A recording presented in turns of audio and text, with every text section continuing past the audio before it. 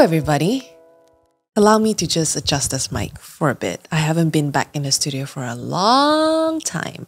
And I haven't done a solo episode for a while. Have I? Not? Wait, when was our first solo? Japan? Really?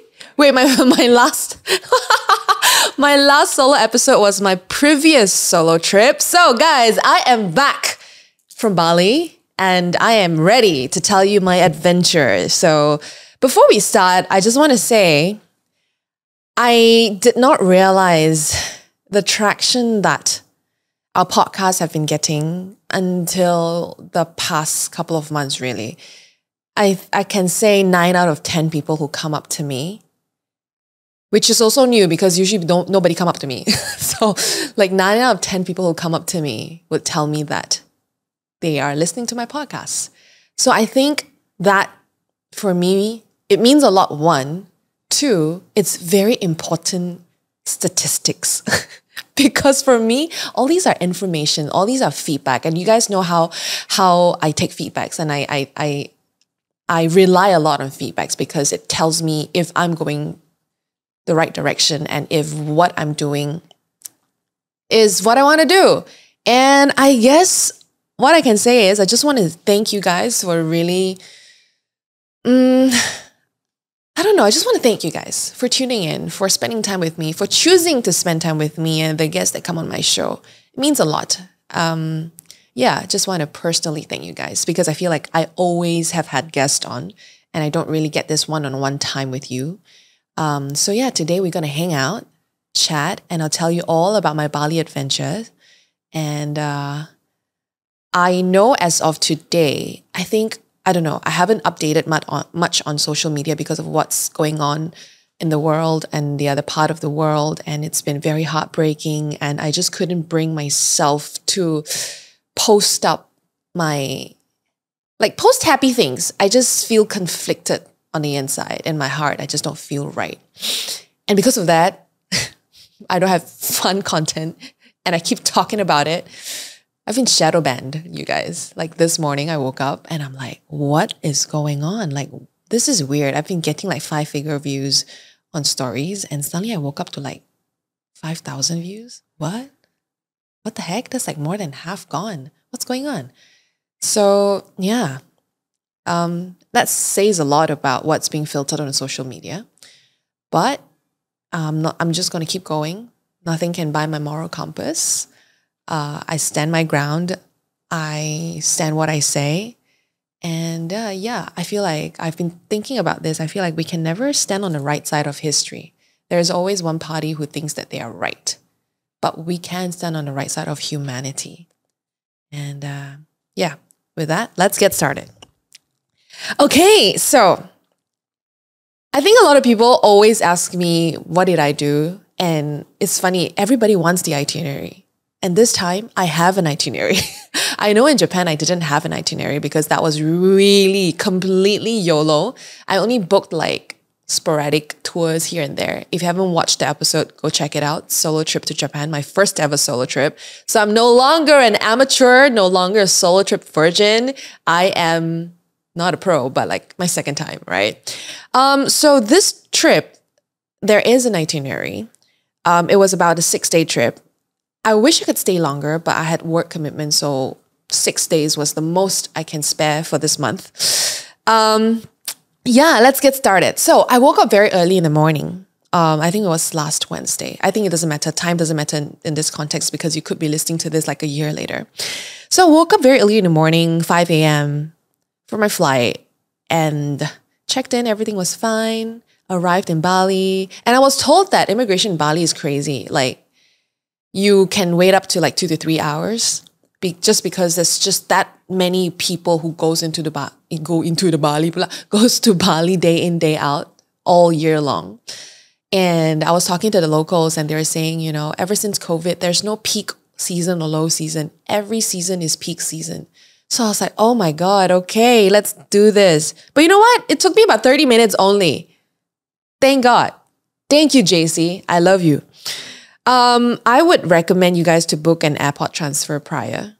And there's just, because there's a lot of like people that will kind of like come attack you. When I say attack, they just come to you and want to sell you stuff and ask you if you want a taxi. And they would usually, I think, price you at a very high price just because you're a foreigner and you don't know the price and you're probably overwhelmed because you've just arrived. You don't know what it is like here yet. So I usually don't do that. I usually book prior. So I did.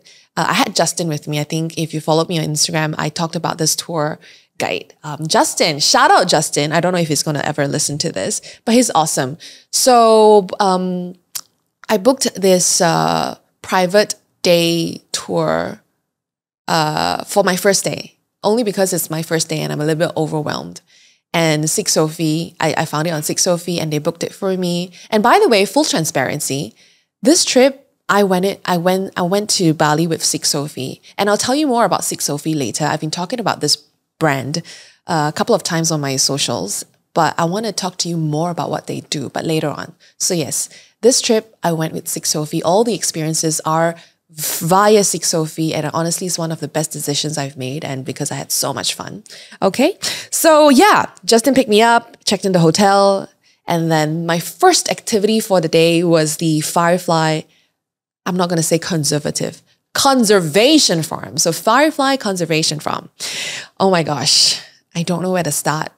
Mind you, I feel like if I'm all by myself, I decided to not book a private tour guide and just rely on Grab on that first day. I don't think I can make it to this location. Only because it's really deep far into the jungle kampong area. And it can be very overwhelming, especially if it's my first time. And I did not realize how big Bali is. I've been to Bali many times. This is not my first time. I've been to Bali maybe 3-4 times in my lifetime. And the last time I went was in Seminyak last year. And I stayed in this beautiful villa called the Noku Beach Villa. Apparently it was on Netflix. I went with Wanderlust last year. But all we did was stay in the villa. So I didn't actually feel like I experienced Bali. I was just in a beautiful villa overlooking a beach. It could be any beach, right? But yeah, but this time I really wanted something different, especially if I'm going to go on a solo trip, right? So yeah, back to the Firefly. When we arrived, it was about 5 o'clock. And the sun sets in Bali quite early. About 6 o'clock, the sun will start setting. And by the time it's 6:30, it's quite dark already. So at this point, we have about an hour and a half. And I didn't know what to expect. And it's my first day. I didn't know the sun sets so early. So I thought, okay, we have 2 hours of sun. But as soon as I arrived, I could feel like the sky is getting dark. And I'm like, okay, why am I here? What's going on? Honestly, this was how I felt. Because I'm like, what's going on? Why is this so dark? This kampong area, what am I going to do all by myself? I had no expectation, but at the same time, I was a little bit worried. But Justin was with me the whole time. He was my tour, but I got him to join me as well. But I was then welcomed by Pak Wayan and his family. Oh my goodness. Oh my goodness. We started off making some pancakes. They gave me such a warm welcome. We did lots of stuff. And then we went on to walk through the paddy fields. They call it the rice fields. I don't know why I keep saying paddy fields. Walk through the rice fields. And then we stumbled upon this old, I don't know if I could call it a hut, but this living area by Pak Wayan's uncle, Pak Nyoman. And he lives there he's been living there his whole life. And his wife, I believe, passed away maybe about 8 years ago. And ever since then, he's been living there all by himself. And he's this old man with a hunchback. And I think his spine can no longer extend. So he really is always walking, hunching. And I don't know why my heart just broke when I saw that. Like, oh, then how do you sleep? It must be painful. And how do you carry heavy stuff? Because for you to carry heavy stuff, you need to brace your core. I mean, this is me as a coach speaking, right? You need to brace your core, but with your back hunched all the way like that, there's simply no way you can actually brace your core the way we brace our core. So, but then I was trying to be friendly, like I see him as a very strong old man. I thought, wow, he's still wearing boots and still carrying stuff here and there. So I say, oh, Pak Nyoman, kuat ya Pak Nyoman? And that's when he told me, Tidak, sakit. And I really wanted to cry. Oh my God. Like thinking back right now, I feel like tears are going to run down my face. I've been very emotional lately. Yeah. So then that experience really gave me such a refreshed perspective on life. And I didn't share this I didn't share this on stories, but where he lived was also where he cooked and where he did a lot of stuff. It's like a one space bedroom. And right outside, he has this little barn where his pigs live, where his chickens live, and his 2 dogs lived. And that's his life, you guys. And right outside, there's also this wooden gong. What do they call it? Oh my gosh, I forgot. Kung kung. Yes, I think it's the kung kung, where you kind of like, you ring it every day as a way of communicating to your neighbors, your neighboring farm. And Pak Wayan was telling me, this is how we communicate. Before WhatsApp came along, before internet came along, back in the days in Bali, this is how we communicate every single day. We can call people for dinner, we call them for lunch. And I asked them, but how do you know what you're saying? It's just sound. Klung, klung, klung, klung, klung. And that's when they say, we just know. We just know. And I said, so every farm has one? Yeah, every family has one. And I said, then how do you know who's calling who? We just know. Every klung klung sounds different. And I'm just like, wow. I mean, I'm a city girl. I grew up in a kampong, but it's a very modern kampong. So for me to experience this real kampong lifestyle was something that I really didn't expect, you see. It's all the little things in life, right? And then he said something that really, I don't know, it pulled something in my heart. I just felt something. And he said, Pak Nyoman is really old. He's 70 plus years old. And you could see he's really barely really mobile anymore. He can still walk. He's still really strong. He worked really hard his whole life. But he's old. So if we don't hear Pak Nyoman's klung kung for more than a day or 2, we go check on him. And that's our life. Go check on him.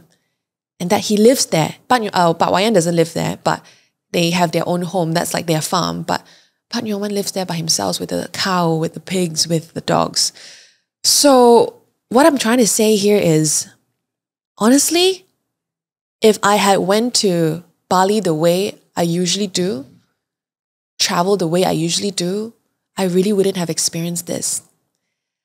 And there's this one part, I think by this time, the sky is already dark, like pitch black, because the fireflies don't like the bright light. They only show up when it's pitch black. And a lot of people say, yo, where are the fireflies? I'm like, yo, it's pitch black. I cannot film them, okay? You think what? Hello? Because they're like, don't lie, where are the fireflies? You didn't film it. I'm like, you try filming it lah. I give you 5,000 ringgit with your phone, okay? I mean, I love my iPhone. We've got the night mode, but it requires light to capture and activate the night mode. But I tell you, we were in absolute darkness and the only light that came was from the moon. And you know how when you're constantly under bright exposure sunlight, your iris, does it expand or something? But basically my eyes are so used to brightness and I'm always on my phone. And at some point, I felt like I was blinded in darkness. I cannot see anything. And that's when Pak Wayan told me, Maggie, close your eyes. Wow, it's like the Billie Eilish song, right? Close your eyes. Now breathe. But anyway, he told me to close my eyes and he said, come, hold my hand, but you close your eyes. And I'm like, what do you mean? What do you mean? What do you mean? I didn't share this on stories because I feel like it's just too much. I need to podcast it. That's why I'm podcasting it. He told me to close my eyes. And I'm like, by the way, guys, I'm very scared of the dark. I tell you, every time I'm at home, if I'm in a dark room, I'll just imagine somebody's gonna come charge at me from the back or something, I just cannot. I hate uncertainty. And when I'm in darkness, I'm filled with uncertainty. But he told me, we are gonna walk towards the rice fields, but I want you to close your eyes. This is before I saw the fireflies, okay? So we closed our eyes. Me and Justin. So Justin was with me the whole time. He's also experiencing this for the first time. And I asked him, have you ever been here? It's like, as a tour guide, no, it's also his first time. And he was asking so many questions. So we were experiencing this whole thing together. He said, okay, you all right? Now our hands are held together. And he said, close your eyes and let your instinct guide you. And I'm just like, my heart was beating out of my chest. I'm like, oh, it's so dark. I can't see. What if I fall? No, just trust. Do you trust me? And I said, yes, I trust you. Wow, total stranger, guys. I just met him for like an hour. Total stranger. And I'm just like, okay, I trust you. And we walked. And every step I took, I felt like the next step was gonna be me dropping off a building. That's how I felt. And I walk with my eyes closed. And then we came to a pause. And that's when he told me, okay, now open your eyes. When I opened, oh my God, I saw fireflies. They're all there blinking. And wow, guys, I don't know how to put it in words. It is something that you have to experience it yourself. It was just out of this world for me. I've never seen fireflies. I've always wanted to. And when I saw it, I'm just like, wow. Wow, they are so beautiful. And you know what? I'm someone, if I go into the jungle, for the first 5 minutes, I'll get 50 bites. Mosquito bites already. And at this point, it was already an hour and a half into the experience. I did not get a single bite, which is weird. Amen. JC looking out for me all day, every day. But by the way, JC is Jesus Christ, not Jane Chuck. Okay.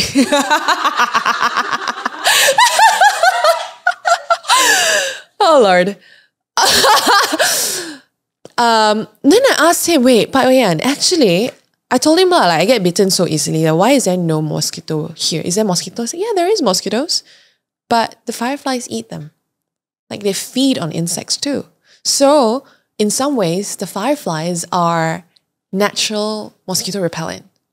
Where there are fireflies, mosquito can't really thrive because they eat their larvae. Before they even become mosquito, sudah mati, you know? So these are all the little fun facts that I learned. And I learned that there are two different types of fireflies. There are the terrestrial one that's like on ground dry, and then there's the water fireflies. And you know what? Okay, I need to share this. This is so nerdy, but I don't know if you're interested in this, but I'll share anyway. But I was wondering, like, the firefly's lifespan, right? Do you know that they stay as larvae for about a year? They can be in that form for up to a year. Again, not full accuracy, but about there, you can go fact check yourself. But as soon as they turn into an actual firefly, they only live for about 20 days. Then they die.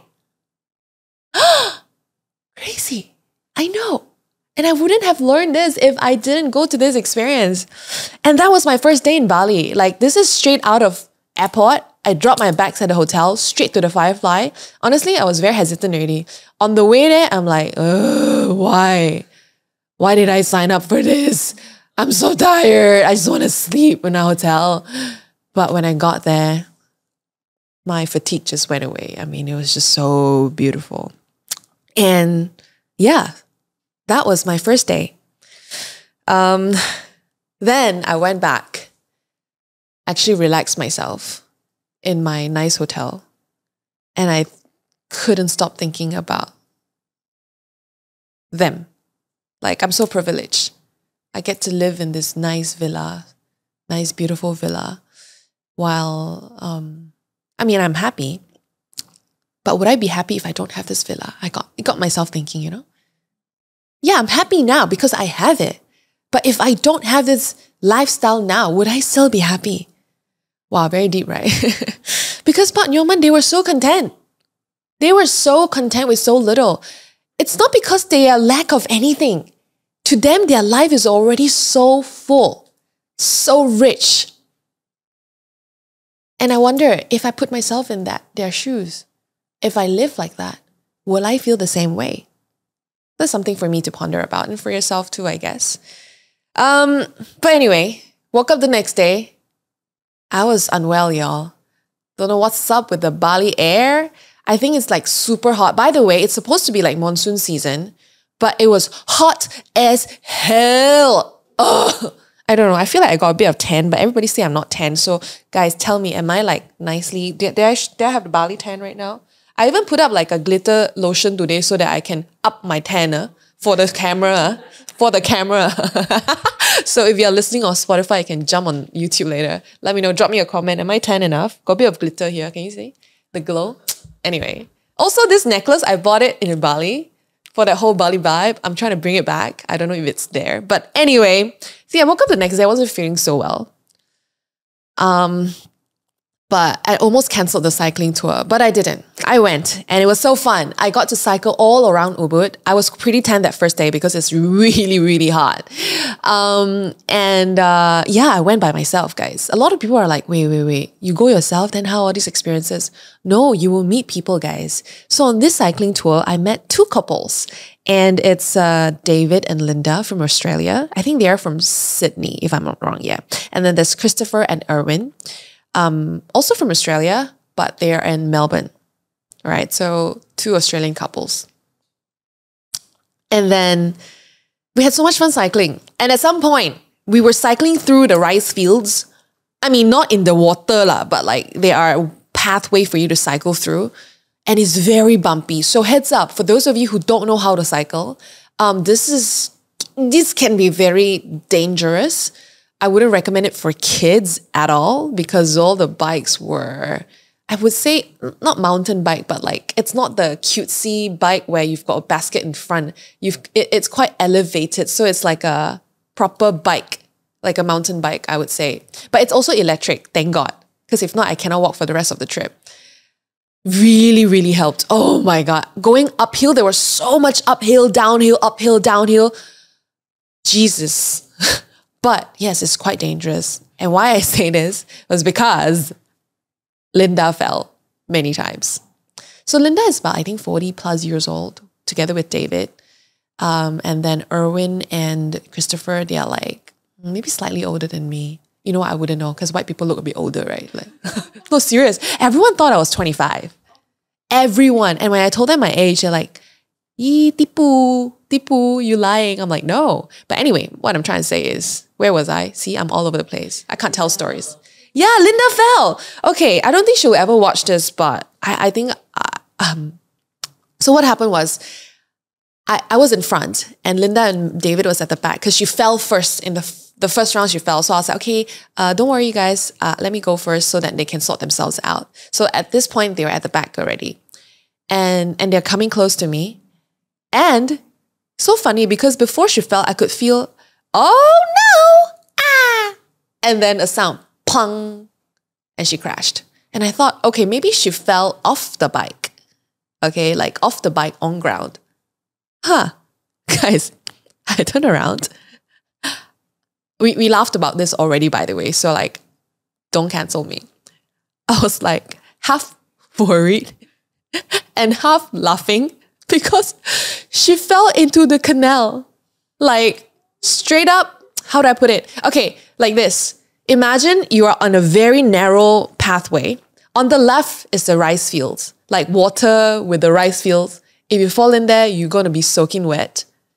But if you fall right side, there's a canal because to supply water into the rice fields, you need longkang, you need water. That's like a big longkang, you know, like a very big one. She fell on the right side towards the longkang, but not fully into the longkang. She held on to the side, but she's like at 1 inch away to touch the longkang water.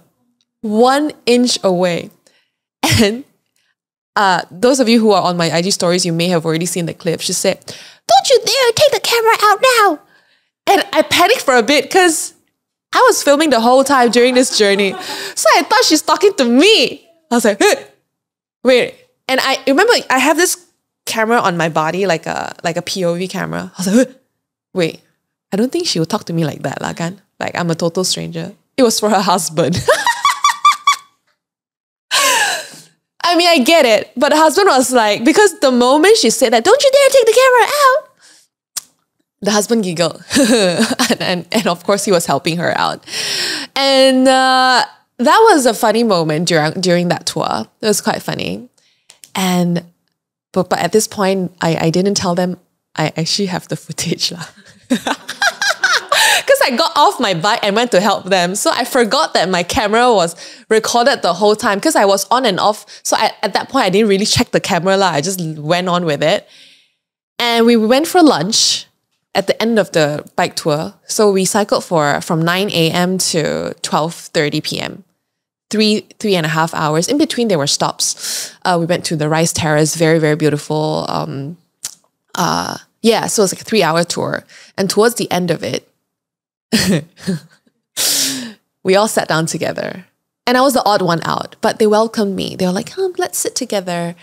And the husband, right, David, was like in the corner. He was like giggling from time to time. From time to time. And at this point, I haven't really asked him. I'm like, David, are you all right? He was like, I'm just thinking about the fall. And then we started talking about the fall. At this point, by the way, Christopher and Erwin didn't know. They're quite fast, they're quite steady, and they went all the way front. So it was just the three of us. So they didn't know, what fall? Like, what happened? And then I said, and then they storied it. And that's when I kind of confessed. And I'm like, Linda, I know you said, don't you dare take the camera out, but I didn't take the camera out. Like, my camera was already there, but I think I captured it. I'm so sorry. Like, I can delete it if you don't want me. I mean, if you don't want it. Like, I mean, I plan to delete it anyway. And he's like, oh, no. Can I see it? So I was like, you sure? And then David, he's very quiet, you know. David is this very quiet man with very little words, but he's very like, he was always taking care of me throughout the trip. He would look back and say, you all right, girl? I'm like, you all right? He's got 2 sons, I think, or 3 sons and a daughter or something. So I think they saw me as a daughter, and they saw that I was on my own. So he really took care of me, and I felt like a daddy on my trip with me, you know? So it was really nice. So David doesn't say a lot but then at that point, he's like, yeah, I want to see it. You know, like the father that doesn't speak, but then when he speaks, right, it's something, you know? So I went to search for the footage. I took a lot, like on and off. So like there were like 15 different long footages. So I had to really scroll through one by one. But when I found it, we all had the biggest laugh. And I offered, I said, Linda, would you like a copy? And she said, would that be all right? I want to send it. I forgot the son's name. I just call him, I don't know, Marcus. I want to send it to Marcus. That's a terrible Australian accent, by the way. I can never do Australian accent. But I'm like, yeah, let me send it to you. So she doesn't know how to airdrop. I airdrop to her. Immediately, she spammed to the family group chat already. So that was a very nice moment that I shared with total strangers, you guys. Like total strangers. A fun memory with people that I would never see again, probably. Well, if you do, that would be nice. So yeah, I never felt alone, even though I was on my own. Not lonely, I would say. Yeah, I was alone, but never lonely. Okay. So after the cycling tour, I went to do something else. And this is the part I really want to share with you, because I haven't, at this point, on my social, I haven't talked about it at all. So, I met this healer, a Balinese healer, this guy called Jero Mangku. And this experience was something that was recommended by Jessica. She works with Sikh Sophie, and she told me before I came on this trip, she's like, Maggie, would you be open to meet a healer? Like, are you into this stuff? I mean, am I into it? I would say I don't have a yes or no answer. I'm quite open with experiences. I'm quite chill. So it's not like, oh my God, I need to meet him and change my life. I wasn't coming from that perspective. For me, it was like, hey, that would be interesting. And I have content to share. That'd be interesting. And then I went on Sikh Sophie's website and I said, I kind of read through like, hey, what's the deal about this guy, right? Some of the statements, the description about these experiences was, experience the benefits of healing energy as Jero Mangku helps release blockages and restore balance to your energy system. Gain profound insights into various aspects of your life through Jero Mangku's ability, or this one caught me, ability to access past lives, understand your character, and offer guidance on future prospects. I'm like, okay, sounds fun. And this last one was, if you're experiencing imbalances in your energy field, Jeromangku can realign and harmonize your energetic frequencies. Sounds scientific, actually. So, I mean, I went in with an open mind. I didn't have any expectation. I was a little skeptical, though. I was a little skeptical. I always am skeptical, to be honest, with experiences like this. But I was also open-minded. So yeah, Jessica. Hey, Jess, if you're listening to this, thanks for the hookup. So Jess was telling me, Maggie, it will be something. But she said, but she also disclaimer, but I don't want to overhype it. I want you to experience it yourself. And then I'm like, okay, I'll experience it myself.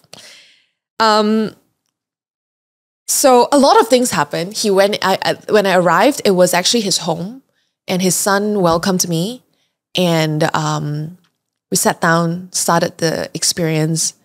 And again, because I don't have any expectation, I'm not someone who was like yearning to meet him. I guess the energy was a bit different. He was trying to open me up. Makes sense, right? But some of the things that I feel like is worth mentioning and I would like to share with you guys were, he said that, you are already born with a power of mind, and therefore you will be a master of mind. And I'm like, wow, very profound, very big words and like big claims. And me being me, a head over heels host, on your behalf, I asked all the question. I said, what do you mean? Like, what do you mean power of mind? Like, what do you mean master of mind? I don't get it. It just feels very like generic, right? Like, can you break it down for me? Break it down for me. And he said, what you think will become. And I'm like, wow. You know who he reminds me of? I need you guys to have a visual. I'll post it on my stories so that you guys can have something to refer to as you're listening to this podcast. You can go to my IG stories. I'll put it up on highlights. I promise. Everyone's been asking for it, but let me curate the journey, okay? So you get to watch the highlights as you're listening to this podcast, as you listen to this podcast. He reminds me of the Lion King's the monkey. The one that will always whack Simba's head with that stick when he says something stupid. He really reminds me of that. Not his looks, but his aura, his charisma, the way he speaks. So he was telling me what you think will become. And then I thought about all the things that I have been manifesting. Remember you guys, we talked about it, manifesting all the things you want in life, meeting Park Seo-joon, getting my dream job, getting my house. And I told him, you know what? Yeah, I remember just 2 years before I bought my house right now, I said that I will one day buy a house that's where I can see the sunset. And my current house, I can actually see the sunset. I didn't think about it, didn't think too much about it. And then the Park Seo-joon job, obviously, that one manifests very long time already. And many other things. But, he said, but it can be dangerous. And I'm like, ooh, yeah, where there's good, there's bad. Because your mind is so powerful, you can manifest the good, but you can also manifest the bad. They don't choose what you think you manifest. And I'm like, whoa, I'm very scared now. So I'm trying not to think negatively, but I'm not really that kind of person. Because if I think about negative things, it can manifest. It can happen. And I'm like, okay. And then he added, he's like, because you are the master of mind, you have the power to hypnotize. And I'm like, huh? Whoa, this is too much. Hello? I am not a psychologist. I have no certification in hypnotizing people. So this was where my mind went. I'm like, what do you mean? What the heck? Are you legit or not? Like, this was in my head. But I took the word so literally. Way too literally. And I asked him, well, what do you mean? He said, you're already doing it. Because I said I can't hypnotize and I've never hypnotized anyone in my life. And he said, you're already doing it. And I'm like, huh? What do you mean? When you speak, people pause and listen. And I'm like, huh? Well, there is some truth to it. because I'm a host. Like right now, you guys are listening to me. In some ways, I'm hypnotizing you guys. I'm just kidding. Like you're listening to me. You're listening to my words. You're listening to what my mind says, what my thoughts are. So I guess he came from that perspective, not like literally hypnotizing people. And people will want more from you, but you need to know when to stop. And I guess it's just what I can decipher from this is my work on social media. Like people will always ask me questions. People will always want me to do this, want me to speak up about this, want me to speak up about that. But there's only so much I can give. So I that's what I understood from that. And he also said that you cannot give everything, but you will want to because you are the sun. Whoa, shining into people's lives. I'm like, wow, he gassed me up, man. My hidung already kembang very big, you know.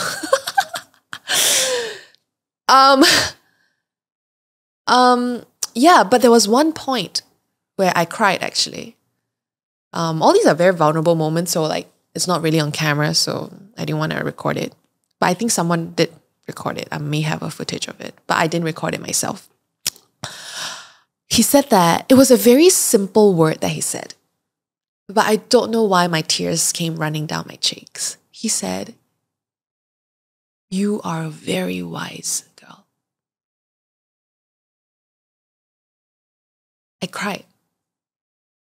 And he looked at me, he's confused. I just complimented you or like said something good about you. Why are you crying? But I guess he kind of knew why I was crying. I don't know. She just said, "You're a very wise woman, wise girl, wise and smart girl." And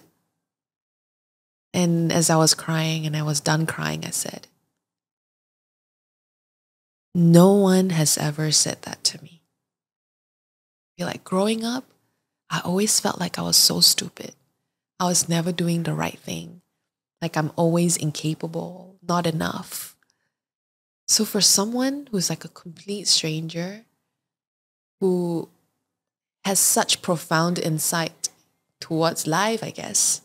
And some of the things he did say prior to this point, quite on point lah, huh? So that's why maybe it built up to that. But I can't go into every single little detail because then this podcast will be 5 hours long. So I said, thank you. As I was saying thank you, you know how I'm just like, thank you. Like that lah. I was just like, thank you and crying. But I guess that session in some ways was very healing. It is, I guess. As skeptical as I was, parts of me felt nice.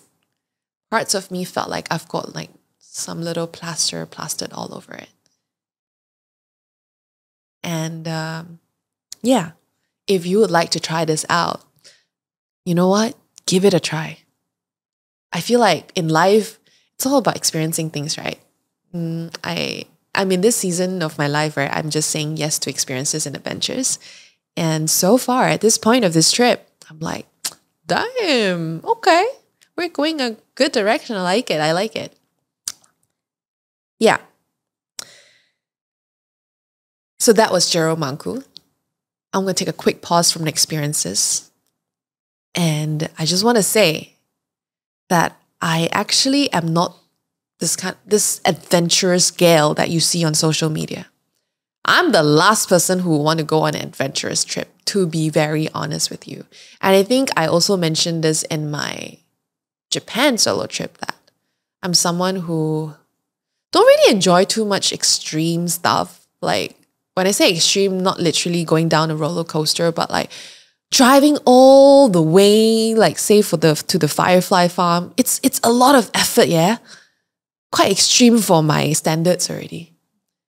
Usually I wouldn't do things like this. But this trip has also taught me and opened my eyes to different perspective. Like, actually, I've always just traveled the way I traveled. I never tried anything else. And this trip allowed me to try something else. So shout out to Sikh Sophie. I love you guys. More about Sikh Sophie in a bit, because I want to talk about my next experience. At this point, I'm still quite sick. Not well. My nose was running. Wet. Flu. Feverish. Tired. But don't know lah. I can keep going leh. Weird lah. But the thing is, right, I felt the sickest when I'm in the hotel room doing nothing. When I'm out under the sun, I was okay.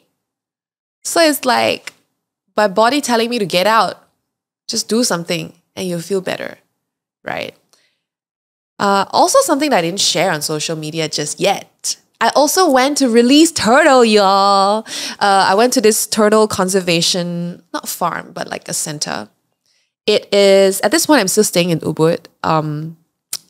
What do you call it? It's about 20 minutes bike ride from my hotel in Ubud. Ubud is this northern part of Bali that has no beaches. So it's all green, jungle, rice paddy fields and all that. Because to me, before this, I always thought Bali means beaches. Like not B-I-T-C-H, but B-E-A-C-H, right? Where there's Bali, there has to be a beach. If no beach means no Bali. That was my perspective then. Because every time I go to Bali, the last few rounds, always by the beach only. That's all I did, nothing else. But when I went to Ubud, you guys, oh my God, I fell in love. Oh gosh, so beautiful. It's so serene, it's so peaceful, it's so green, it's so calm. And I was talking a lot to Justin, and he was telling me that if you notice in Bali, everything here is quite low rise. You know why? I wrote it down. Let me check my notes really quickly. I know what it feels like going to the gym and feel completely clueless and intimidated. I was once there. That's why I started Motion Lab. We're a fitness studio that focuses on small group classes and personal training. Our goal is simple: to help you move better so you can live better. Start your first class for only 49 ringgit today. For more info, go to www.motionlab.live or check us out on IG at motionlabmy. It's motionlabmy. No buildings can be higher than temples because no humans can be higher than God. That's Bali. It's an island with millions of temples. Was it millions? Thousands, sorry. I might be wrong. But yeah, thousands of temples. And all the building, including all these 5-star hotel resort, right? They cannot build their hotel higher than, I think, 3 or 4 floors. Nothing. So it's all very long, elongated, but not they're horizontal, but not vertically built. And I didn't realize that, you see. I really didn't. Really never noticed that. But when Justin told me that, I'm like, no humans can be higher than God. And the Balinese, they really believe in karma. So everyone in Bali is so, I mean, not just because they believe in karma, they're nice, but they're all so kind and so nice. And I felt so safe. And a lot of people were like, do you feel safe? Blah, blah, blah. How can, but Bali, all by yourself as a woman. No, I felt so safe. And a lot of the times where crimes happen, apparently it's usually by non-Balinese, people who are not from Bali. But the true native Balinese, born and bred in Bali, they're all the kindest, nicest people in the world. As I'm on the bike, I look around, everybody smile at me, So nice, so warm. But anyway, back to the turtle. I released a turtle and named her Maggy. Because they said, Maggie, you can release a turtle. You can name her anything. I'm like, can I name her Maggie? Yeah, let's name her Maggie. So let's release Maggie. But by the way, at this point, it's actually not hatching season, but they did have some turtles that they are kind of like taking care of. Like the ones that's slightly injured or the ones that not ready to go into the sea yet or something like that. So they gave me a turtle to release, a good one that's ready to go. So they taught me how turtles are and like the species and like what are the different species available and why are turtles going to extinct if we don't take care of it. And turtles are beautiful. You guys watch Finding Nemo, right? Yeah, so I released Maggie into the ocean. And in some ways, I felt like part of me went there. Like, I have a footage of it still. I was like, oh, Maggie, come on. I was cheering for her. I was cheering for Maggie. I was like, Maggie, come on, come on, come on. You got this, you got this, you got this. Because, you know, like this tiny little turtle with like small floppy, what do you call it? Their legs, floppy legs, 4 legs, and just trying to move. Flippers. Yeah, they have tiny little flippers, like shorter than my pinky, you know. It's so cute. Again, I'll post it on socials, on my stories, so you guys can check it out later. And it's like it stopped there first. It didn't move. And as I cheered for Maggie, Maggie moved. She started flipping. And halfway, the first wave came, but it didn't catch her. I'm like, oh no, it's okay. Let's try again. But it's so cute because Maggie cannot wait to go. Because there's this other turtle, baby turtle next door, Bayu, who's the caretaker of the space. Bayu also released it with me. So she also named her turtle Bayu. But Bayu wouldn't go. But Maggie was like, yeah, I'm coming. I'm coming. The ocean, come touch me. So the first wave didn't catch her. And then the second wave caught her. And off she went. And I don't know. It's just, all these experiences are so precious, I feel. Yeah, money can buy these experiences because you have to pay for these experiences. But it is all these memories, all these feeling. You can do the same thing and not feel the way I did.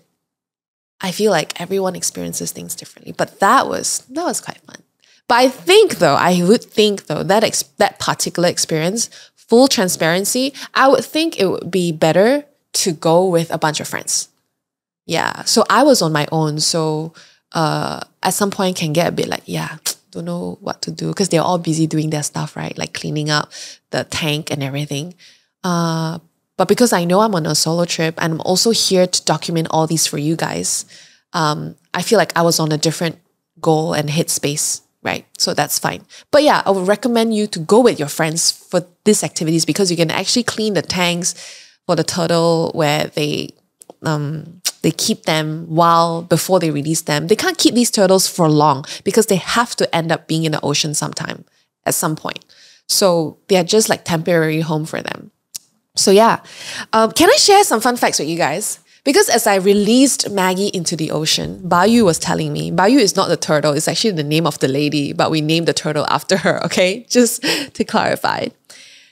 She said, all right, bye Maggie, we'll see you in 20 years. And I'm like, what do you mean? What do you mean see you in 20 years? And she said, apparently, oh, the turtles that you released from this beach, they will come back here. They just know.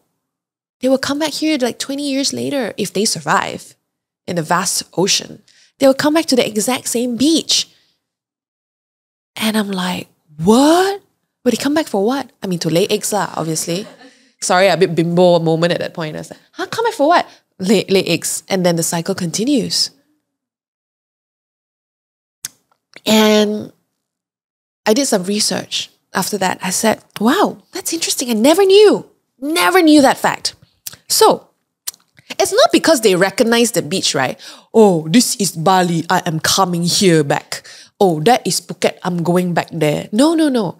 So, sea turtles have strong homing instinct and they can navigate across vast distances in the ocean, and they will often return to the beach where they were hatched when it's time for them to lay eggs. So it's not because they recognize the rock, the water, or whatnot, but it's that homing instinct. However, this behavior is not a result of remembering the specific beach from their hatchling years, but instead it is believed that they use various environmental cues and the Earth's magnetic field to navigate. Wow, fun fact. So when sea turtles hatch and head into the sea, they would disperse across a wide range of ocean habitats and spend many years in the sea and the ocean before reaching maturity. And this is if they reach maturity. A lot of them get eaten by fishes and other creatures in the ocean, unfortunately. And when females return to the nest, they will choose a beach that is suitable for laying their eggs. But again, the choice is also based on the current conditions, not a memory of their hatching site. So while sea turtles exhibit this homing behavior, again, It's not because they remember, but it is just this natural instinct. Mother Nature, you guys, it's crazy. Damn, JC, you built a beautiful world. Wow, guys, I never knew like turtle come back, you know. So I'll go back to that beach 20 years later and meet Maggie again. So yeah. I did a lot of other stuff, very, very adventurous. I also did surfing, I did paragliding, super fun. You know, you guys know how that goes. I don't think I need to go into detail, but surfing was very tiring, you guys. I didn't expect my arms to burn. I also saw a turtle as I was surfing. Oh my God, yeah.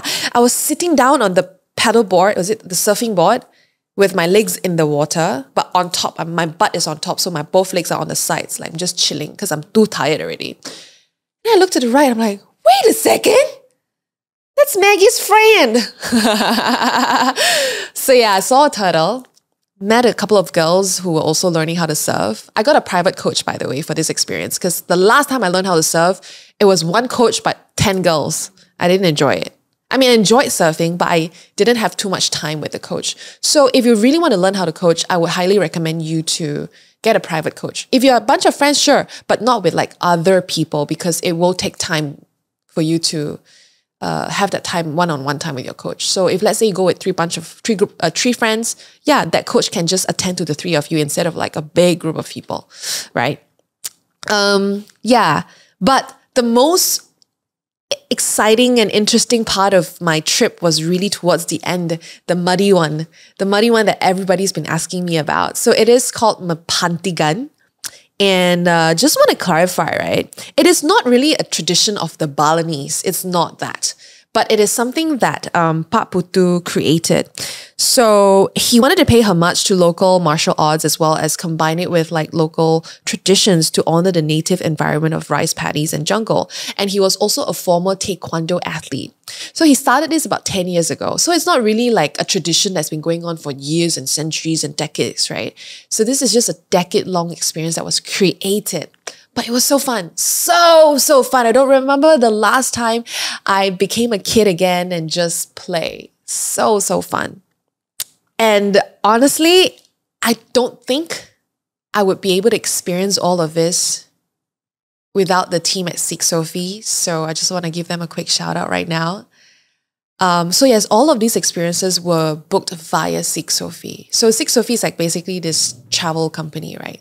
And they focus on non-touristy experiences, which I love because I feel like the influencing world has made travel so aesthetic centric. It has to be beautiful. It has to be Instagram worthy. But I don't think travel should, I mean, that's one aspect of it, but there should be other aspects of it as well. Just because I didn't take an Instagram worthy photo doesn't mean I didn't travel. It doesn't mean I didn't experience world, right? So Sophie actually means wisdom in Greek, to those of you guys who may not know. And what they believe in is that they want travel to be meaningful. And I felt like it was really aligned with my personal values. And it's not just about travel as an escape to do nothing or travel just to tick off bucket lists of places you want to see. Just see and okay, I saw it, move on next. And just, or you know, go there just to prove a point. Yeah, been there. I've been to Shibuya Crossing. But did you actually fully experience that adrenaline, that rush, or you just went there and see from far and then you saw it, right? I think it's very different because there are people like that, which nothing wrong with that. But, and also don't get me wrong, yeah, guys, I do enjoy doing absolute nothing. I still enjoy just chilling and not be too adventurous sometimes. So I'm not eliminating the idea of that, but allowing people to also explore more aspects of traveling. Yeah, and this is what it is. To make travel meaningful. And this trip was so meaningful. I think it's like my favorite Bali trip ever out of all the Bali trips I've ever been. Like, it's funny because this one I did it on my own. And I had great company the last few trips too. But this is like my ultimate favorite Bali trip ever, because I feel like not just because it's meaningful and not because I got to see things I've never seen before, but it was really because the people I got to meet on this trip, I was not alone at all. And yeah, and the reason why I got to meet these people is because each and every experiences, right, are really curated in a sense where the Seek Sophie team, they actually go on ground and they try all of these experiences. Only then they filter out the ones they truly enjoy. Then they put it up on their site. I think it makes so much difference. So they're not just mass collecting experiences and put it up. I've tried travel sites like that before. I think we all have. So this is an alternative. I think it's something very new, very refreshing, and I think it's so great that there's someone out there doing things like this and making travel meaningful and not just a bucket list. So because they are on ground, they try all these experiences, they have relationship with these local vendors. For example, Pak Wayan, what do you call it? Jero Mangku, they all have personal relationships. And because they have a relationship with them, the way they explained to me before I went also, I thought, oh, right, okay. So I kind of felt like at home, like meeting my family members. But yeah, that's how I felt. So yeah, they only list experiences that they think it's worthwhile doing and they think that they would recommend to their friends. And they recommend it to me and now I'm paying it forward to recommend it to you. Another thing that a lot of people don't think about is where the money goes, okay? I think especially for a place like Bali, like you see, a lot of parts of Bali now are very developed. But don't forget, there are still many undeveloped parts. A lot of locals are still struggling to survive. Kais pagi makan pagi, kais petang makan petang. They are just really living by the day, earning by the day. And the main source of income for Bali is actually tourism, right? Like that's their main. So during COVID, they were all really struggling. I remember Justin was telling me that too. So what Seek Sophie does also, they try their absolute best to list local owners and make sure that the money you spent goes back and stay within the local community and make a positive impact within their community so that they can continue to thrive, they can continue to do what they love doing. We don't think about this, right? Sometimes you just enjoy, okay, bye. Sure, you have that quick chat with that local owner, but how much money actually goes back to them? Or by the time the company takes a cut, how much is left for them? I know this is a lot to think about. It can be overwhelming for some people. Some people are like, I don't want to care about this shit. I mean, that's you, that's fine. I'm not asking you to do that, but I guess I'm giving you a fresh perspective. For example, nowadays, if you travel to Bali, you can see so many villas, so many resorts, so many restaurants. They're actually owned by foreigners. They're not actually Balinese. Like not Balinese owned.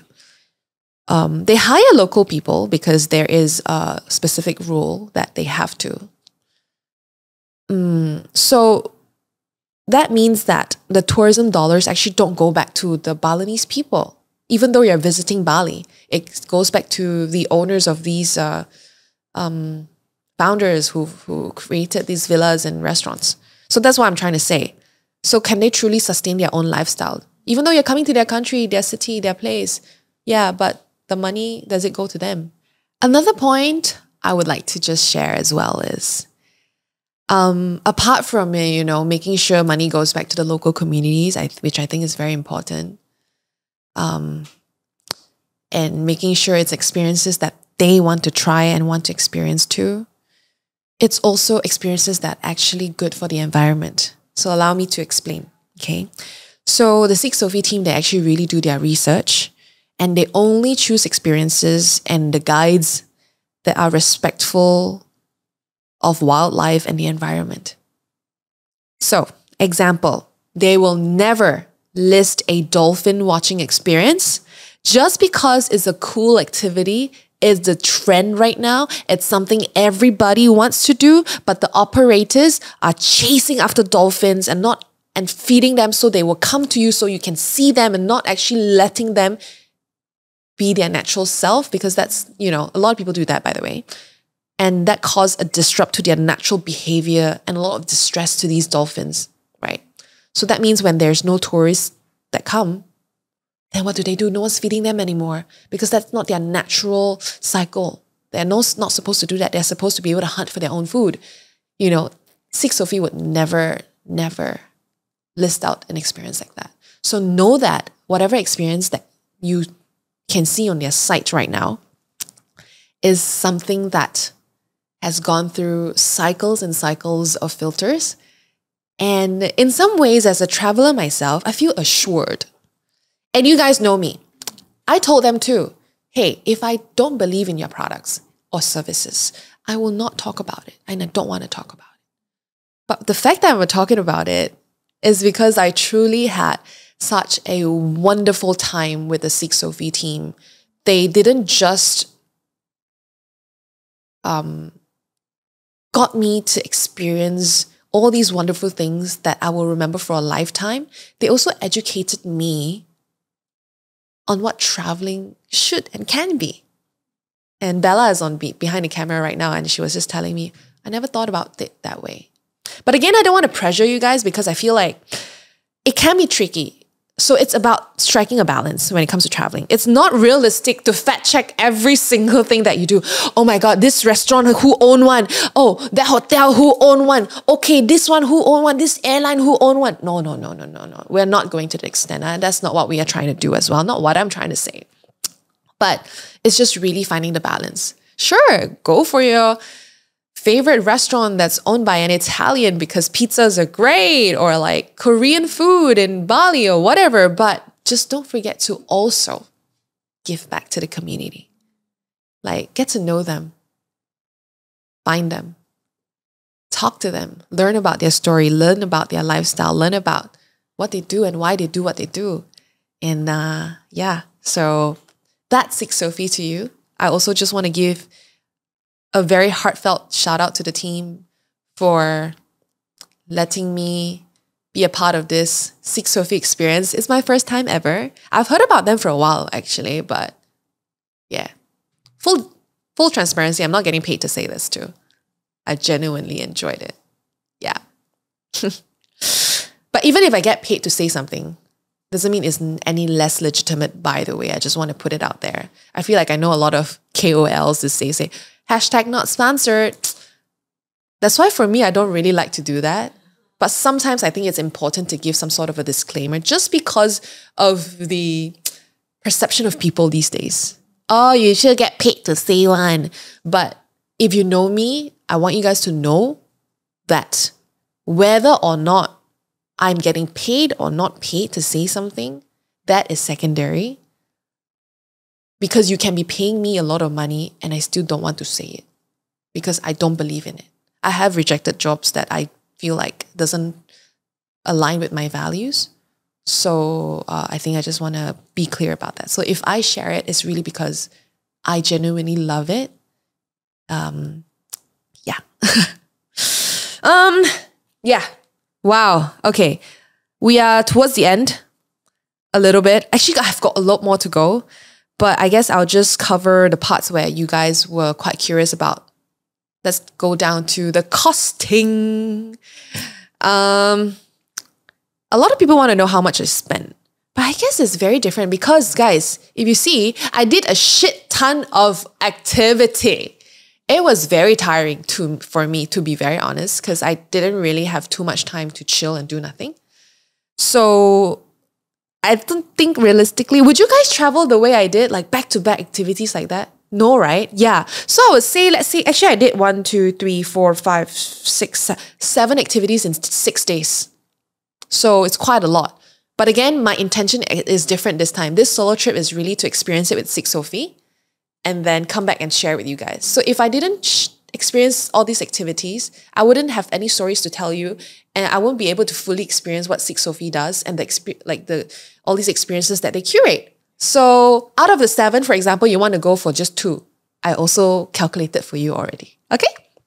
So hotel was about, okay, wait, let's go to flight first. Flight, we booked about a week prior. A week plus prior, 750 ringgit to Bali. That's fair, right? That's all right. Is that expensive? That's okay. But hotel though, I purposely booked slightly nicer one because saya takut hantu ya, sis. Saya tidak mau tinggal di the dodgy hotel, malam-malam ada benda datang cari saya ya. So like, I was very scared. I was still very scared before coming on this trip, especially Bali. I had no expectation, but I was damn scared, not gonna lie. So I made sure everything else is comfortable for me. I know I'm gonna get out of my comfort zone when I'm out of the hotel room, but I want to come back to something very safe and cozy and comfortable. For me, that is very important. I realize that's just the way I am. Otherwise, I will struggle and I won't be happy. So I booked a slightly nicer hotel. So the first hotel in Ubud was about 1,485 ringgit. 3 days, 2 nights. So how much is that? Oh my gosh, I'm so bad. 1,485. Yeah. So almost 500 ringgit per night. But that was also intentional. Okay. Canggu. Then I moved to Canggu. My Canggu hotel was 4 days, 3 nights. It's 1,007, about 400-ish per night. But actually, you don't need to book such an expensive hotel room. You can easily find all these Airbnbs and villas who are also equally as nice and equally as cozy and whatever for 50 ringgit to 100 ringgit. Less than 200 ringgit per night you can find. I definitely went above a little bit for the reasons I've shared. And I really wanted to be comfortable, really, really comfortable. And thank God I did because I was sick. So that's something that I won't be kiamsiap on when I travel now. Actually, there are things I'll be kiamsiap about. By the way, kiamsiap means stingy. I won't stinge on my accommodation anymore because I did that before and I regretted it. The hotel room was not that great. I came back and I don't have this, don't have that. But with these hotels and especially the Balinese people, so nice. They really took care of me, you guys. Like the first day in Ubud, the hotel, Garcia, I stayed in Garcia, Ubud, not sponsored, paid for it. See, I don't know, KOL, they always say that.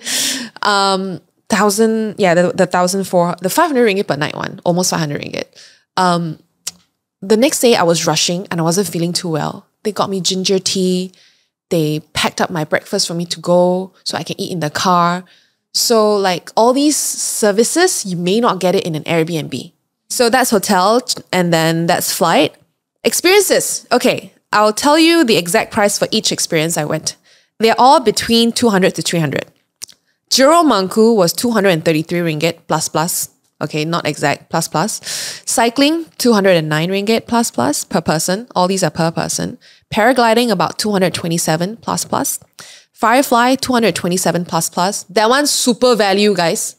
Whoa, that one, you get way more than that. You get a lifetime of everything. Turtle, about 212. The customized day tour with Justin, my man. Guys, look for Justin. You can trust him. He's so good. And he customized the tour for you, you know. It's not like you follow his way. He'll ask you what you want and then he'll plan it for you. So it's not like you arrive and he brings you the place that has already been planned out. No. It's a day, private customized day tour, about 10 hours. 265 ringgit plus. Surfing, private coach, about 200 plus. Mepantigan, the muddy experience, about 303 plus. Also very worth it, by the way, because you get a full-on experience that you cannot get anywhere else. So in total, just the experiences, which I don't think everyone would take up everything, like I said. You pick and choose, about 1,008.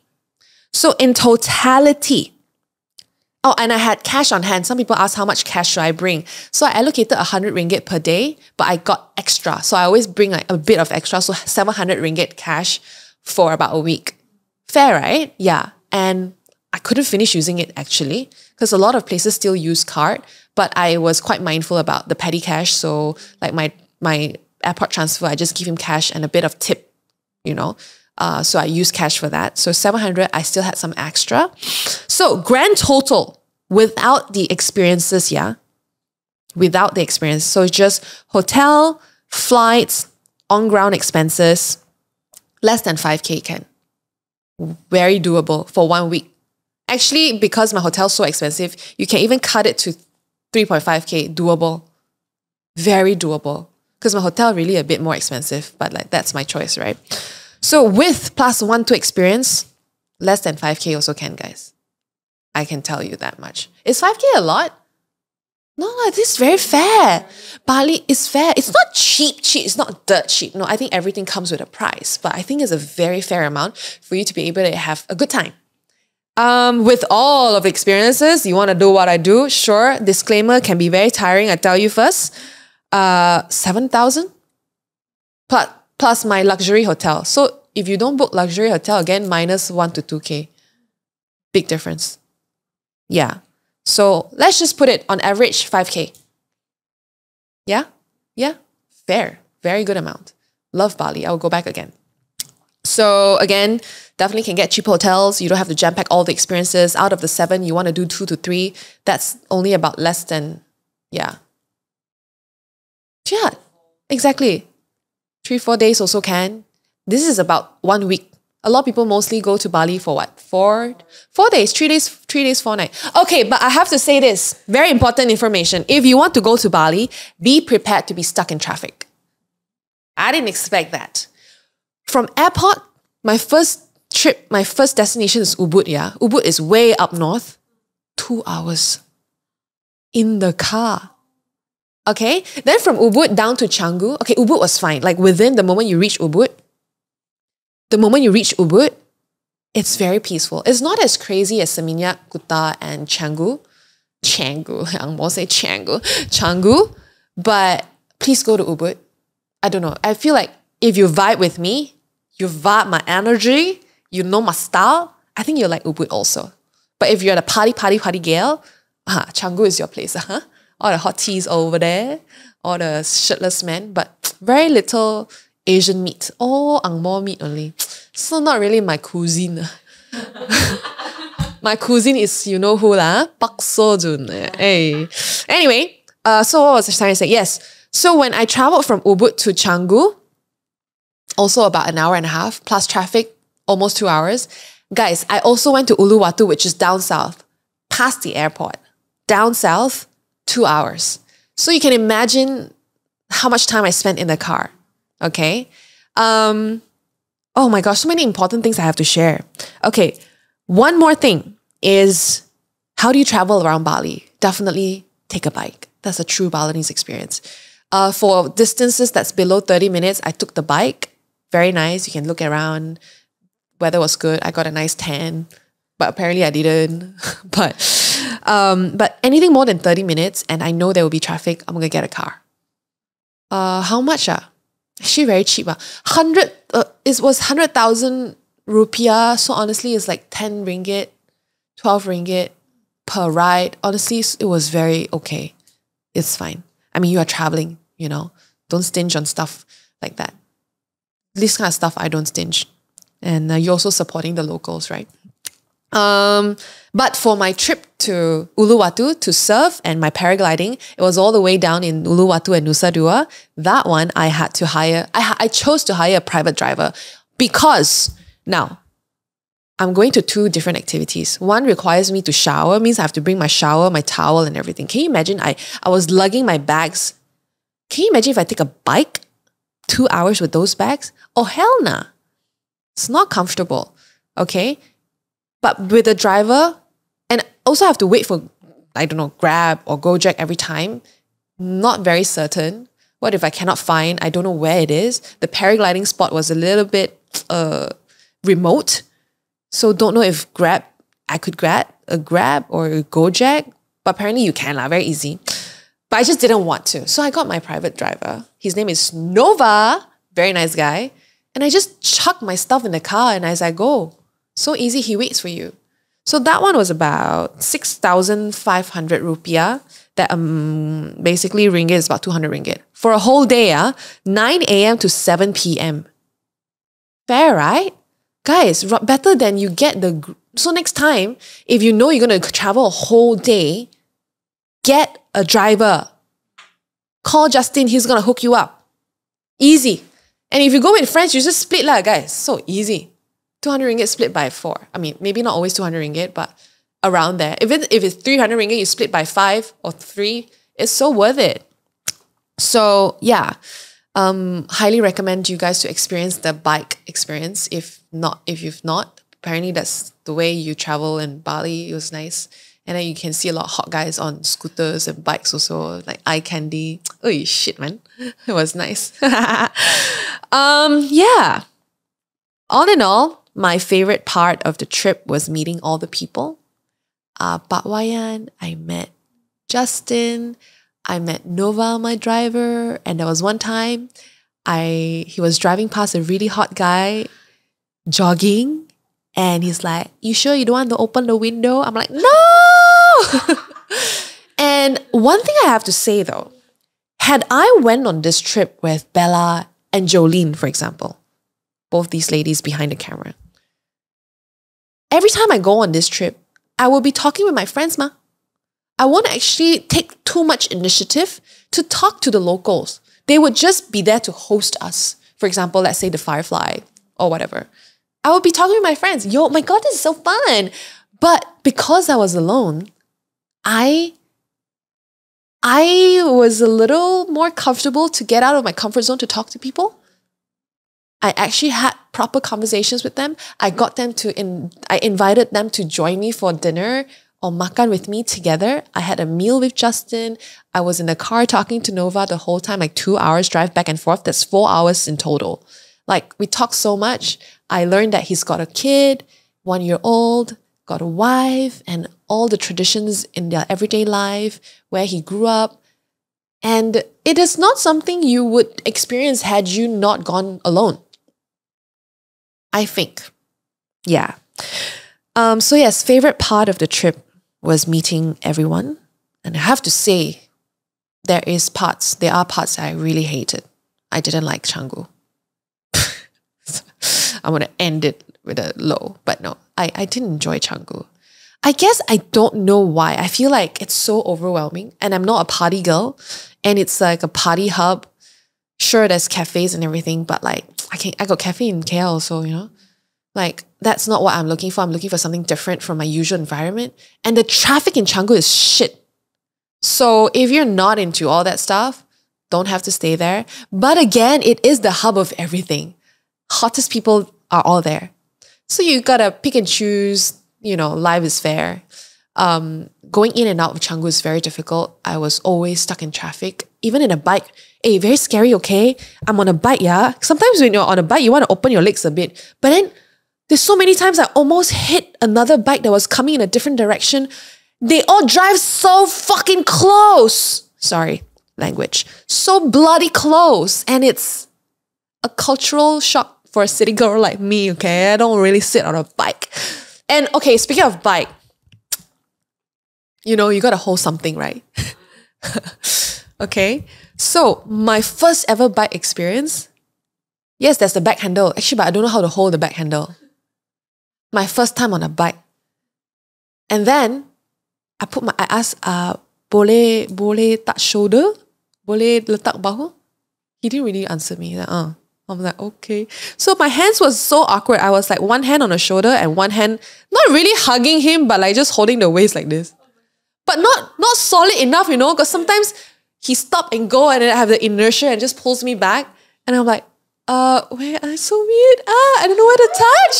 So that was the experience I had traveling solo, because if you go with someone else, you will usually take a car, because that's what happened to me last night. I went with a bunch of girlfriends. We just took a car only because it's easier to stay together. But because I was alone, I keep taking the bike. But guys, after my second time, I got a lot of messages from everyone on DM, thank you, to tell me to hold the handle. So I held the handle the second time, but I feel like it's still not very steady. So one handle on the back, one on the shoulder. That's the second ride, okay? Second ride, yeah? And then the third ride onwards, honey, I'm no touch anything, okay? I was like, I got this. I'm a Bali gal. So I was very confident already. And even if they speed, right, I steady, you know? Yeah, steady. So I know how to ride a bike now. I mean, I don't know how to ride a bike. I know how to be a passenger princess. So that was fun. That was fun. And am I well rested on this trip? I would say no. Not gonna lie. This trip was with a different intention, but did I have fun? Oh, hell yeah. I think this trip compared to my Japan trip is completely different. Not chill at all this trip. I mean, there were moments where I got to chill, but like a majority of this trip was really about adventure, adventure, adventure, adventure, right? So it's a very different feel. But yeah, I really enjoyed myself. Last one while I wrap this up, before I wrap this up. Someone asked, solo trip, you're always alone. Has loneliness ever crossed your mind and how did you deal with it? Yeah, I get asked a lot too. Like, yo, it's so sad. Why do you travel alone? I mean, traveling should be an experience you share with people, not alone. That's not how traveling should be. And I respect that. I respect that people have different ideas on how traveling should be. And that was me too. I never knew traveling could be fun on my own. I always thought traveling should be an experience that's shared with people that I love and enjoy spending time with. But sometimes you'd rather be alone than be with a bad company. Not saying bad company per se. Okay, I will give an example. You go to a coffee shop. Okay, no, coffee shop. I don't drink coffee. You go to a smoothie shop, smoothie bowl shop. You go with a group of friends. For you, that smoothie bowl is damn fucking nice. Wow, I want to come back tomorrow. But your three other friends are like, this is not that great. It's all right. Let's not come back. Then what? Tomorrow you want to come back, but you can't really. But then you're traveling with a bunch of friends. You kind of want to respect respect them too. So you end up not coming. Not that they're bad company. So I take that back. Not bad company, but like it's different when you travel alone versus traveling with people. Okay? So I guess I would be lonely if nobody wants to be around me. Yeah, I think I would be lonely if nobody likes me and nobody wants to spend time with me. But I chose to be alone. I chose this. So I know I don't feel lonely. I guess the only time it is bad is when it is not your choice and you're stuck alone. You're stuck to be completely alone. That's when it will feel lonely. But when it is your choice, I chose this. I mean, every day at home, I'm already surrounded with people. I'm out and about at events. I'm always around people at my work and the things that I do. Just want to stay away from my comfort zone for a little bit. Yeah. And like I said, if anything, traveling alone really opens you up to bond with people. I really wouldn't have chat with so many local people, drivers, and have so many Bali bros now, okay? I wouldn't have had that if I didn't travel on my own. Yeah. So go for the adventure on your own. Explore the world on your own. Explore the world and go to places with your own pair of eyes, with your own pair of lens. You make the decision. You experience it yourself. You form your own opinion. Not because your friends say or someone you travel with say it's not nice. You think it's not nice because you really think it's not nice. Not because Bella thinks it can be better. Or not because Jolene thinks, I think I've had better ones. But if you think it's nice for you. So these are the things that you get to experience. You get to build this silent confidence that no one will know but yourself. And now, after traveling only twice, guys, I feel like I'm such an amateur. Nothing compared to a lot of people who have traveled solo their whole lives. I feel like there's still so much more to learn. You know, now when I go to a place I don't enjoy, right, I would just walk out, you know. Last time I won't. Last time I'll be like, yeah, never mind, okay, I'll just stay a bit longer, it's fine. Just try to find someone to talk to. But now I feel like, no, this is not my vibe, I'll just walk out. It's that silent confidence that you get to build on your own, the time you spend on your own. And yeah, I hope this episode gave you some insight. If it inspired you to also travel to Bali, great. If you've never been to Bali, Give it a try. I know Bali is so touristy. Honestly, it is. It is a very touristy spot. But what I've learned through Sikh Sophie is there are still many parts of Bali untouched. There's still many, many parts of Bali that's so beautiful, that's so wonderful, that hasn't seen the light of the world. Yeah, I hope you get to go give some of these experiences a try. Let me know how it goes if you do. Highly, my top favorite, top favorite that I would love for you to try is definitely the Firefly Conservation Farm. Did I say conservation? Or not conservative, right? Okay. Firefly Conservation Farm. I keep doing that in my head. The Mpantigan. Oh my God, paragliding. Of course. You see Bali from a completely different lens, like a bird. And oh my God, everything was good. Everything was good. But my top favorite, definitely, it's Firefly, Mpantigan, paragliding. I mean, surfing is quite basic. So, I mean, it's great too. Always surf in Bali. But yeah, those three. Highly recommend. Give it a try. And yeah, I think I will have a promo code, but I'll let you guys know in the description down below. I feel like I'm going to ask for a promo code. You know what? I'm going to ask for a promo code so you guys get a little bit of discount. You guys get a little bit of discount if you go using my promo code. I will ask the Sikh Sophie team for this. I hope they give me. If they don't give me, then you just pay full price. Huh? But trust me, it's really worth the money. It's really not that expensive. But anyway, is there anything else I haven't covered? I feel like there are still things, but I think this is all. I hope this would inspire you, encourage you to do something out of your comfort zone, and to really learn to love yourself again. So cliche, I know, but when you truly get to experience it, you will know what I mean. Okay, that's all I can say. But most importantly, stay safe. Okay, one last thing. Last thing, very important, very important. So is Bali safe for solo travelers? Yes. I saw a lot of solo travelers too.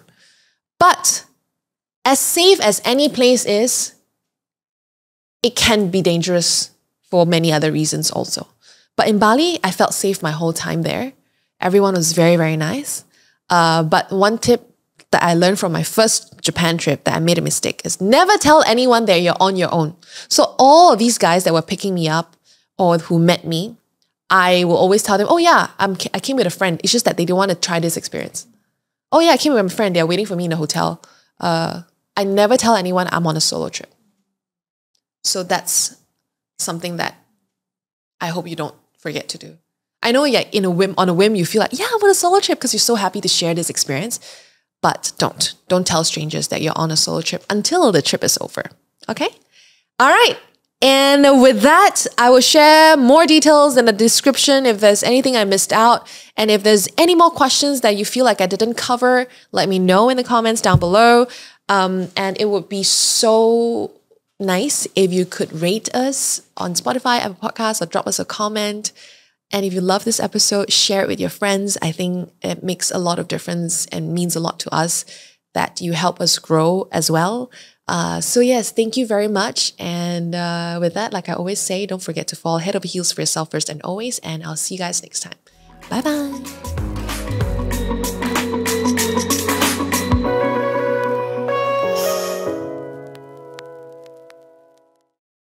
I know what it feels like going to the gym and feel completely clueless and intimidated. I was once there. That's why I started Motion Lab. We're a fitness studio that focuses on small group classes and personal training. Our goal is simple, to help you move better so you can live better. Start your first class for only 49 ringgit today. For more info, go to www.motionlab.live or check us out on IG at motionlabmy. It's motionlabmy.